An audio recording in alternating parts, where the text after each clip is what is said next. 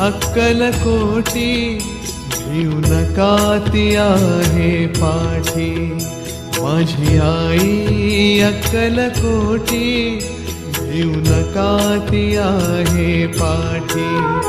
जीव भी भक्तांसाठी, जीव भी भक्तांसाठी, तिचे नाम घेऊया ओठी।